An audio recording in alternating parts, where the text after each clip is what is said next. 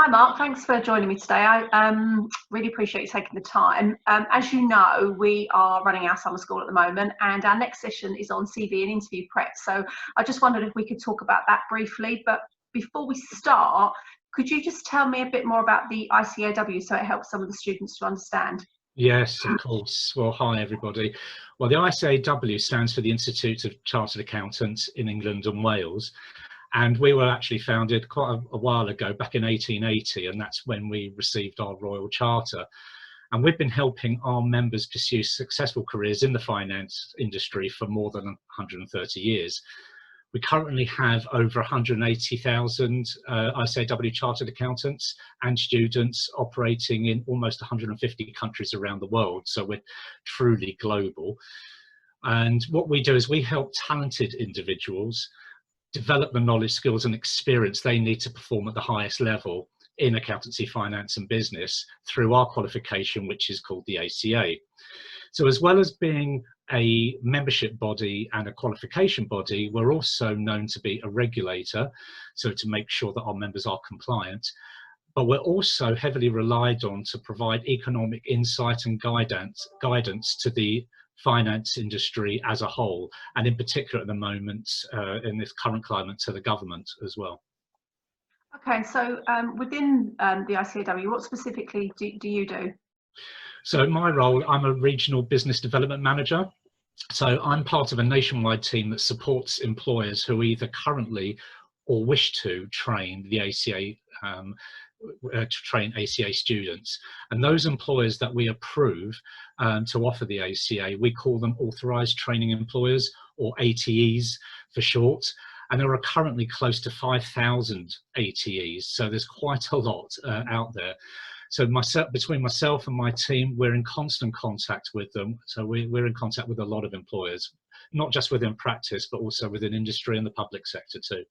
Okay, so from talking to those employers, what kinds of qualities do you think that they're looking for when they're looking at new candidates? Yeah, that's a great question.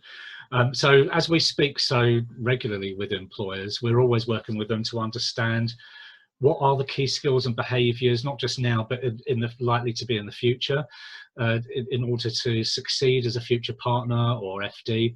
And in fact, we embed skills and behaviours within the ACA, as you know. So some of the key skills and behaviours that they say are vital, well, obviously it goes without saying that a basic level of maths, after all, that's probably why a lot of students initially sign up.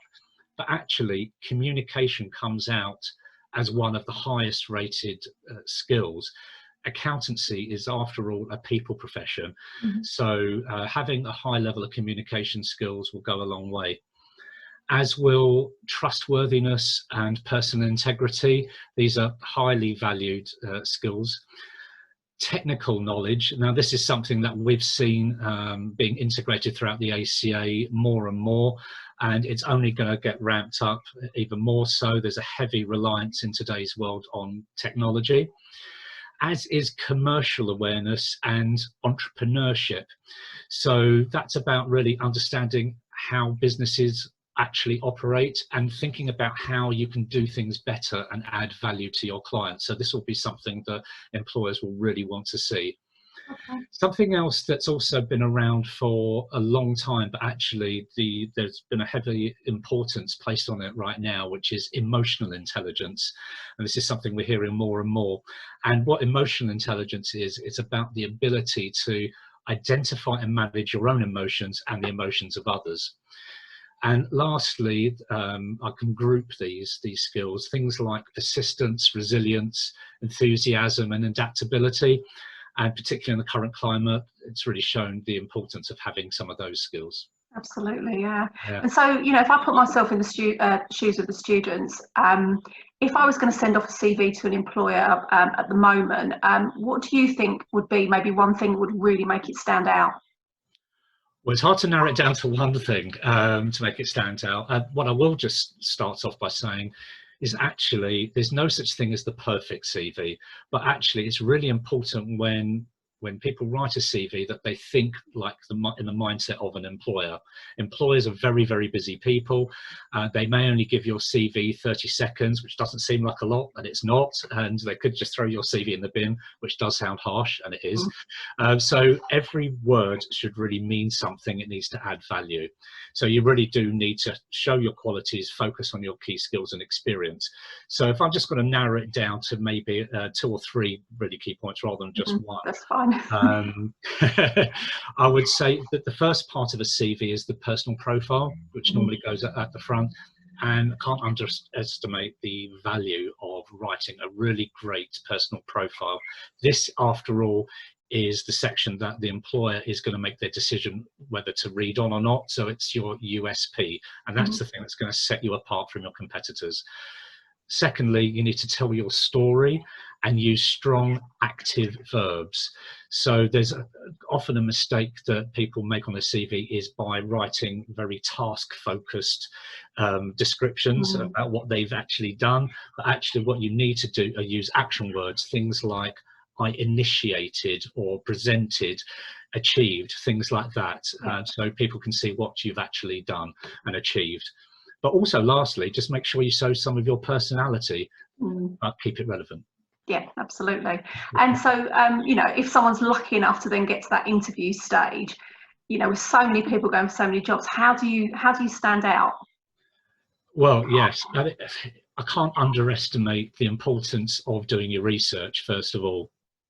Because when you go there, you need to demonstrate that you've actually bothered to research a bit about the company, its background, what they do, who they are, who are the people are likely to be interviewing you, and also understanding a little bit about their key values and their culture.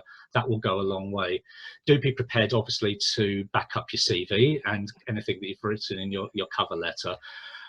It's really important, it probably goes without saying, but first impressions really do count.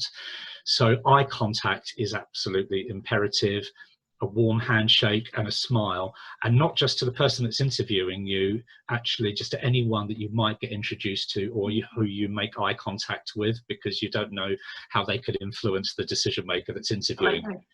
And I would say, just be honest and sincere. But one of the last points, and this is really from talking to a lot of employers, particularly in practice, most likely is the person that's interviewing you may have set up the practice themselves.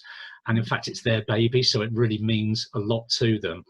And accountants, as a rule of thumb, really do get to know their clients very well. They develop very close bonds. So if you can show a genuine interest by asking them questions about their business, how they set it up, a bit about their clients, that's going to go a long way. Absolutely. Yeah, that's brilliant. Thank you very much. Well, thanks for your time. It's been really good talking to you, and thanks for your help with this. Thanks, Pleasure. Mark.